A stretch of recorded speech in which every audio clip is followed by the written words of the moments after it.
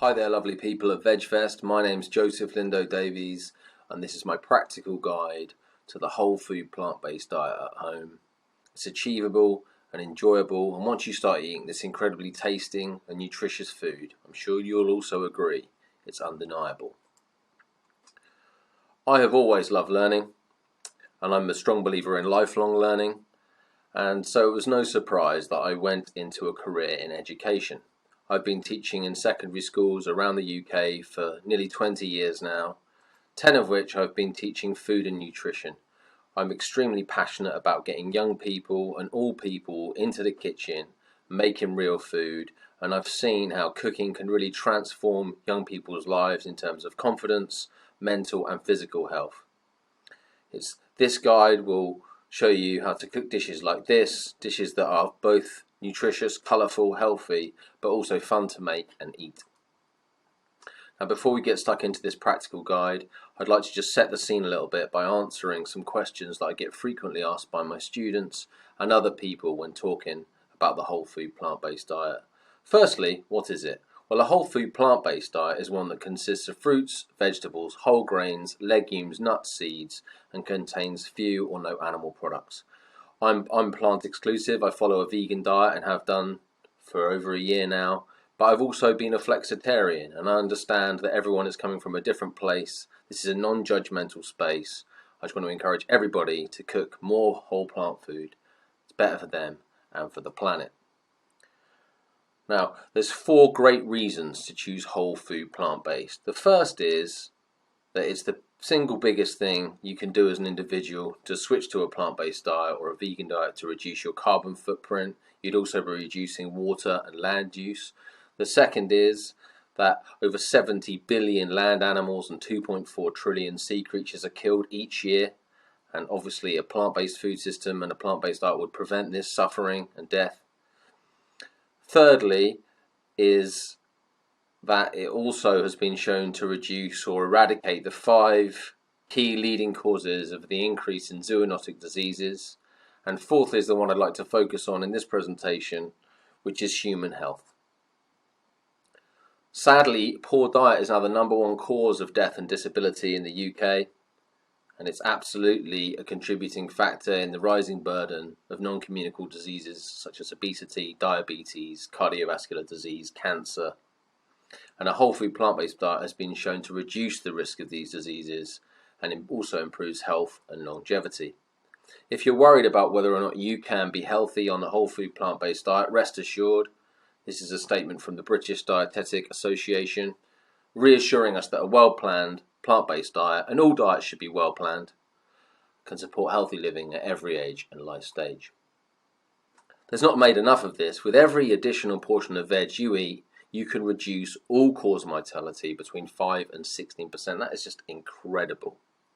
Your life is literally in your own hands and on your forks. Now, no matter where you live, or what food you like, or what style of food you like, or what diet you follow, the whole food plant-based diet is absolutely for you. Now, when we're talking about what is the best diet for human health, there is many answers, but they do follow a certain pattern. And one of the best places to look for optimal human diet and health is the blue zones. Here are the 5 blue zones. They also share other things in common, which I strongly recommend. These are the premise of lifestyle medicine, movement, community, outlook, mindfulness, but eating wisely. So let's have a look at 2 of these diets, and you'll see that in terms of macronutrients and composition, they're very different, but it's in their similarities where we can learn the biggest lessons. The Okinawan diet here, very different to the Korean diet, but both of these cultures have the longest and healthiest lived humans in the world, the most 100-year-olds, the centenarians. What do these diets have in common? 95% of their diet is plant-based. And the more you substitute animal and processed foods for whole plant foods, the healthier you and your family will be. Now, a lot of people say that veganism is expensive, I can't afford to eat whole food plant-based, but in its essence, fruits, vegetables, legumes, grains, pulses, seeds, nuts, these are some of the cheapest foods you can buy. You can buy them in bulk even cheaper. Sadly, economics are at play, and in the last 20 years, fruits and vegetables have gone up in price, whereas fast food, processed food has come down. But that does not mean that you as an individual can't enjoy whole food plant-based, even though the government absolutely should do more. Now, it's not about eating less, it's about eating more. There are 20,000, yes, 20,000 edible plants, and I'm on a mission to eat them all, and I'd love for you to come and join me. I have seen firsthand that young people and older people who aren't very confident cooks start to engage in cooking, and they really enjoy it, and it really improves their confidence as well as their mental and physical health. I want you to enjoy cooking too. Now, there are a couple of things that it's renownedly understood and widely understood that a small investment of your time when you're younger reaps huge benefits throughout your whole life. I'm talking about reading, writing, mathematics, riding a bike. I would like cooking, and I absolutely believe that cooking should join this list of essential life skills. What a great skill to learn. It benefits you every day, and also if you're eating whole food plant-based, it's going to actually benefit you in the future as well. Now, it will take a little bit of time at first if you've never cooked, but I will show you, as I have seen in thousands of young people that I've taught, that you can invest a small amount of time and follow a few little tips and tricks I'm going to show you to get whole food plant-based on your table day in, day out. I'm a dad of two, I work full-time, my wife works, and I still manage to eat this food and enjoy cooking and making this food every day, or in the days when I've done batch cooking. So let's get stuck into it. Here's my practical guide to bringing the whole food plant-based diet into your home. First things first, you're not going to enjoy or easily transition into any lifestyle or diet without a nice cup of tea or coffee. When I started veganism, I drank every single plant milk there was, and I found my favourites, and I remember the first cup I had that didn't taste different. It was a great moment. You can have that moment too. We've settled on soya, on cereal and in tea, and oat milk in coffee, and we'll come on to soya a little bit more in a moment. Now, of all the wonderful, amazing flavours and possibilities, tragically this, which is largely a factor of less time, de-skilled, marketing, this is how we start the day. A processed, high in sugar carbohydrate, almost devoid of nutrition, and then a liquid designed for baby cows. So how do we go from this to something more healthful, more enjoyable? Well, let's firstly have a look at the Eatwell guide. You can see that that bowl does not represent this. There's no fruit and veg, there's no protein, and it's refined, not whole grain. There's work to do, clearly. This is what UK adults are eating. You can see here we're way down on fruit and veg, we're way down on fibre at 9 grams when it should be more like 25 and 30, and there's a school of thought that it should be closer to 50. Prehistoric man ate over 100 grams of fibre a day. Too much saturated fat, too much processed meat and processed foods. Another way to look at the British diet is through the NOVA system, where we should be focusing on minimally processed and processed food.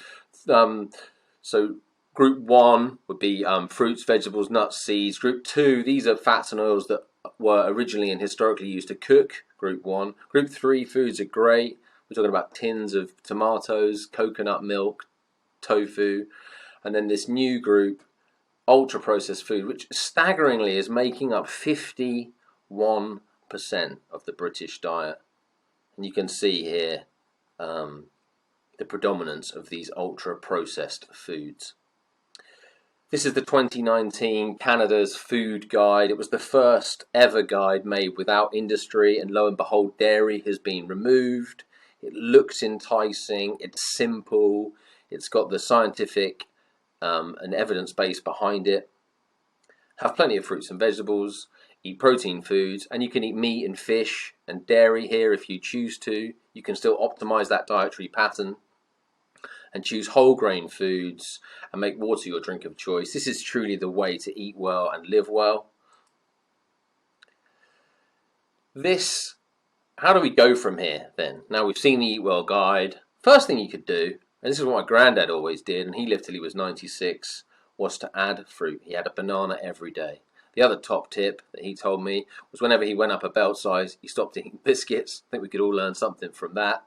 But you can go a step further. Plant-Based News, a great news channel, strongly recommend. They asked health professionals what they ate, and oatmeal came out on top. Now, you can't cook oats Monday, Tuesday, Wednesday before school. Maybe you get up early, maybe you've got time, fair play if you do.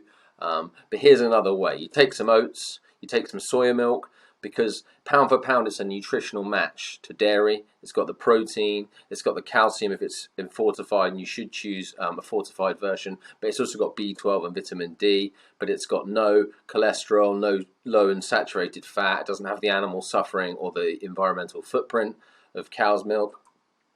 Get some frozen berries. We'll come on to berries in a minute, but frozen is the great way to go, economical and speedy. Grit some chia seeds. You literally just mix the oats with the milk till you get a loose consistency. Add some fruit, and I love to add cinnamon and nut butters. Sprinkle with chia seeds. I do that a couple of times a week. My wife wasn't even into breakfast before, now she loves it. And you can finish it however you like. Fresh berries, nuts, granola, seeds. One thing I strongly recommend when transitioning to the plant-based diet is giving Dr. Greger's daily dozen a go. These are things that he, as a doctor and nutritional scientist, found are the most healthful foods. These 12 things you must include in your everyday. And it's very educational. Don't do it now because I went through the process just like he said. You don't need it after time. I learned some lessons. You should too. But look here, now we can really start the day off well. We can add nuts. We can add flax seeds. Great source of fiber. Great source of short chain omega-3. Whole grains, but you can even use the daily dozen. It's okay to have Weetabix and shredded wheat. These are 4% sugar rather than Frosties, which are 37%. But instead of having 3 or 2, why not have 1 and then fill your bowl up with fruits, nuts, flax seeds. You'll be improving both the eating experience, firstly, and secondly, the nutritional quality of your diet. Now, this is the first example of what Derek and his brother, Chad Sarno, the 2 brothers from Wicked Kitchen, as wicked healthy. This is food that tastes great, but it's also good for you. Now, unfortunately, we seem to have got to a point where we believe that only unhealthy food is tasty and healthy food is boring. It's just not true, as I'll show you, and as you'll experience for yourself the more whole food plant-based you eat. You've got those chia seeds now. Give chia jam a go. No one's got time to make homemade jam day in, day out. And also it's got a lot of free sugar, 50% sugar. But if you get some frozen berries or fresh fruit as the summer, cook them out, add sweetness to taste, add a couple of tablespoons of chia seeds, and you just got great fun jam. I mix this into overnight oats. I serve it on top of my girls' yogurt after dinner. Give chia seed jam a go. Great fun. Great tip. Now, you are going to need a little bit of equipment to cook food, but not too much. You're going to need a sharp knife, not an expensive one, but do get a knife sharpener to chop up all those delicious veggies and fruits. Get your kitchen clean, get a good saucepan, a good frying pan, and you are ready to go. Weigh your ingredients out before you cook. Get your ingredients ready, get your station ready. This is called mise en place. This is taught in every cooking school and every lesson at my school. And you're going to have so much more fun if you follow mise en place. Secure your chopping board, get a food waste bowl to keep your area tidy, and have a bit of fun with it. You know, be safe with the claw and the bridge grip, but then just, you know, have a slice, dice. I like to look at each fruit or vegetable as a little puzzle. Now, if it's taken a long time or you're not sure, watch a YouTube video or send me a message on social media, and I'll be happy to help. And then you too can enjoy preparing vegetables with your mad knife skills. All great dishes, all great savoury dishes start with an onion. Not only are they cheap, they're affordable, they're the unsung heroes of the food world. Mix them with carrots and celery. You've got a sofrito or mirepoix. Give this 10 minutes, 10-15 minutes, much longer than you have been, and your food is going to taste a lot better. This is the base flavour, this is the sweetness, this is the savouriness. Strongly recommend getting this started, putting a lid on, and letting it do its thing. You'll be able to eat tasty dishes like this stew, this pie, this stir fry. And this actually leads me on to My first hero ingredient, tofu. So misunderstood. It's made of soya beans. And I think people have a bad experience with tofu. If it's poorly cooked, it's rubbery, it's bland. I don't like tofu. But if you had a bad chicken dish or pork dish, if you ate meat or fish, you wouldn't say, I don't like chicken. You'd understand it was the recipe or the cook. Give tofu another go. Firm is the most useful I've found. Okay, it's a blank canvas for flavour. Add soy sauce, add chili, add garlic, add maple syrup, let it marinate, let those flavours soak up. Okay, fry it in some oil and you can have crispy, delicious tofu on your stir fries, in your curries. It's just a great ingredient, I love it. Another great thing to serve it with here is you could serve it with sushi, it's up to you. I love scrambled tofu, I love scrambled eggs. All you do is you crumble it up into a bowl, add some plant milk, some B12 flakes if you've got them, or some salt and pepper if not. And if you really enjoyed the flavour of egg, I strongly recommend this ingredient. It's called calamanak. It's black Indian salt, and it really smells and tastes like egg because it's so sulphurous. A wonderful ingredient to recreate those egg dishes, those frittatas. Now a word on tofu. Tofu's great, this company. You don't have to press it. Pressing, all you do is wrap it in a tea towel and put a weight on for 20 minutes. It sounds complex, it's not, and it just improves the texture of the tofu, gives it a firmer, meatier texture. Now this does taste great and it's pre-pressed, but it's not sadly made with calcium. It's made with nigari in the traditional Japanese way, and as tofu is a great source of calcium in the diet, calcium set tofu, like cauldron, has 4 times more calcium. So that's what I choose for my family and recommend to my students. Silken tofu can be made to use ricotta and also can be made to use custard. I loved custard tarts, pastel de nata, and I was thrilled when I found this out and I really enjoyed giving it a go. My next hero ingredient is mushrooms. I love mushrooms, another maligned ingredient. People say they're slimy, they taste horrible.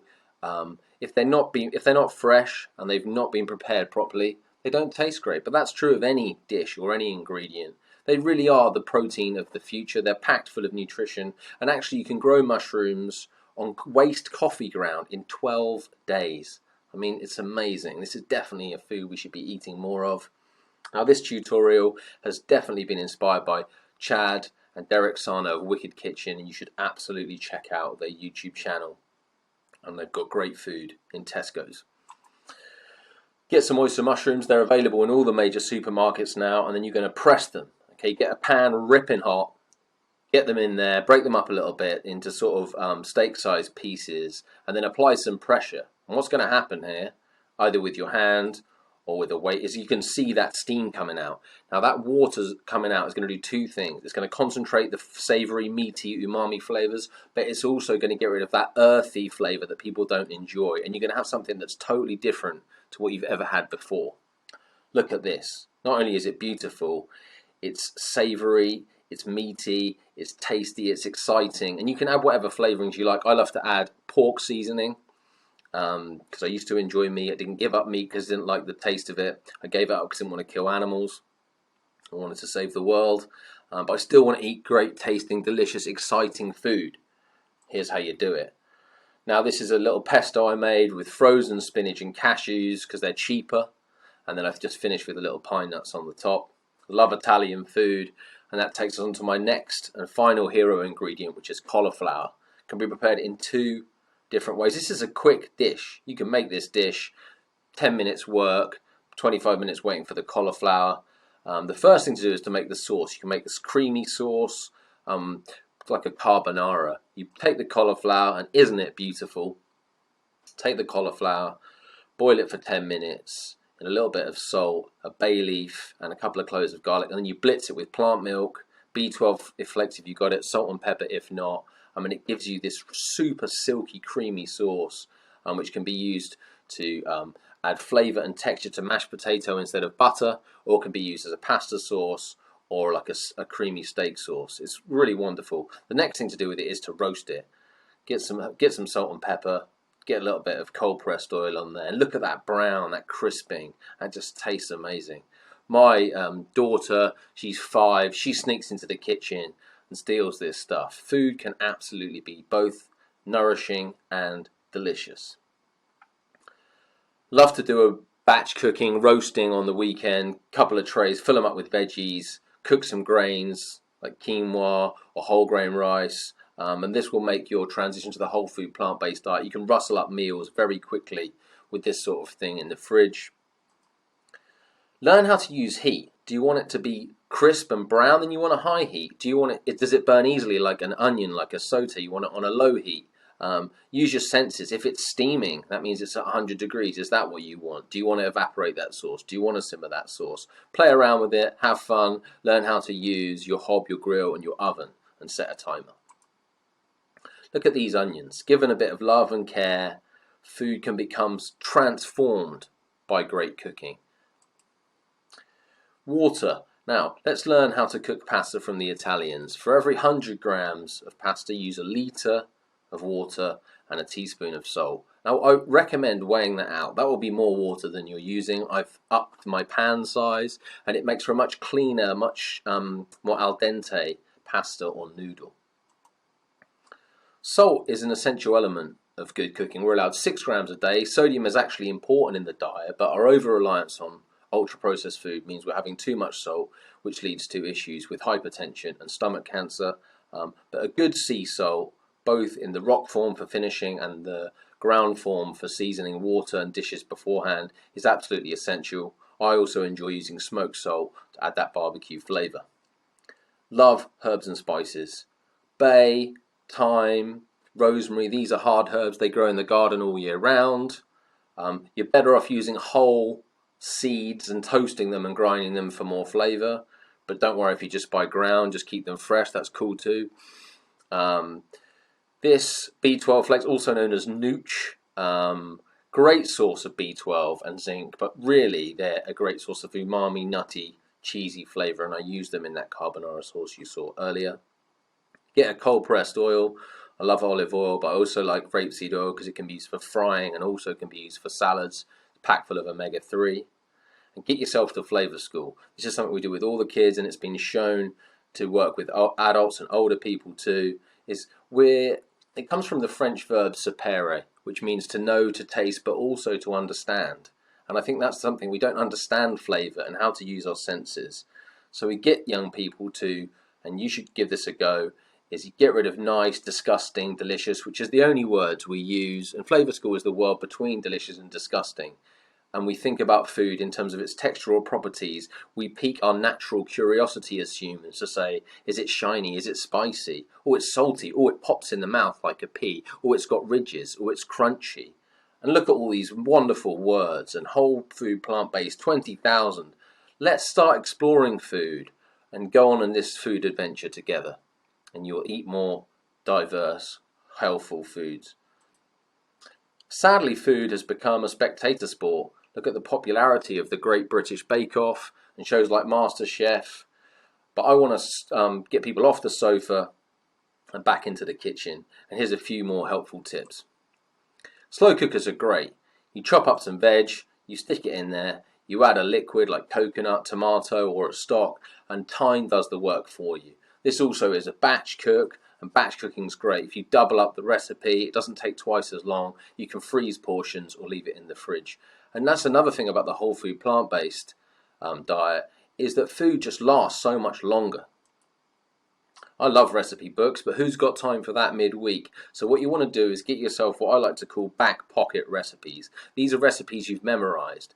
Now you're going to go slowly, and it's taken me time to get to where I am, and I'm still learning, and I believe in lifelong learning.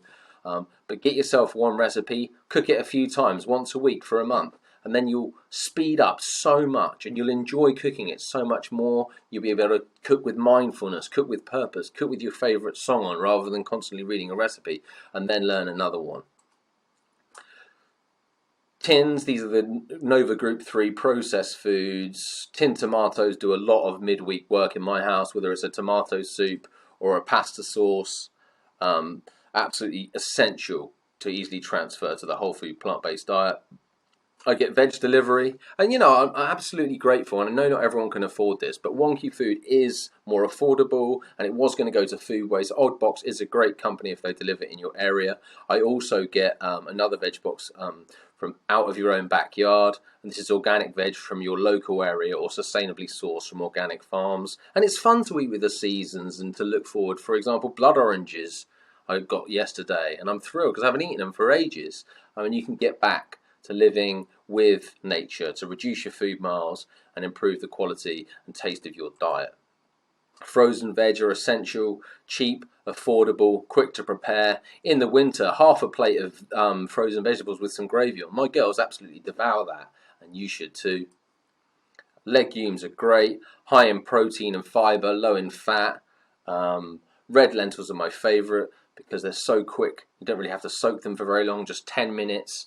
And they're quick to cook and they go absolutely creamy. And dal, love finishing dal with all kinds of delicious chili, coriander, nigella seeds, poppadoms, chapatis, whole grain rice. Love this dish. Isn't food wonderful? Miso Ramen. Miso available from all good supermarkets, but also if you do like ramen, go to the local Asian supermarket and stock up. It's cheaper. It's literally miso, water, some stock, and some aromatics like ginger and chili and garlic. And then you just finish it with whatever you like and some noodles. Stir fries are a great way to use up leftover vegetables. Snacking on the whole food plant-based diet. Bean dips are great. Hummus, we eat a lot of hummus in my house. It's fun to make bean dips. Anna Jones has got a great recipe for a variety of different bean dips online. You can check that out. You are going to eat processed meat. I used to love burgers, and I still want to eat burgers. There are some good products out there. One thing that's great about the Beyond Burger, apart from the taste, is that they've actually ensured it's a complete amino acid profile, and they've added B12. But if you are going to eat processed food, put it into that quarter of the Eatwell plate, and then use frozen veggies to fill up the rest of the plate, and eat some whole grains too, and enjoy eating whole food plant-based. Here's another great example. This visual guide, I just feel like these two are easier to follow. This is from Asmina. I actually won this book from NutriWeb the other day, which was great. I really enjoyed her talk. Her daughter turned vegan, and she looked to the data, and she's tried to make optimizing these key nutrients, selenium, zinc, B12, more accessible, omega-3s. This is a lunch I ate the other day. I was at work, so I rustled it up. I had the roasted vegetables. This is what I was talking about in action, really. A can of refried beans. Don't eat too much of anything. Enjoy it. Look at the colours. Look at the vibrancy. The sun even came out. It was so good. Delicious and accessible. Have fun with this. You do need to supplement 10 micrograms of B12 and vitamin D, and there is a growing sense that it might be a good idea and to be proactive and to supplement from microalgae, long chain omega-3. But that's up to you. You can get it from chia, flax and walnuts too.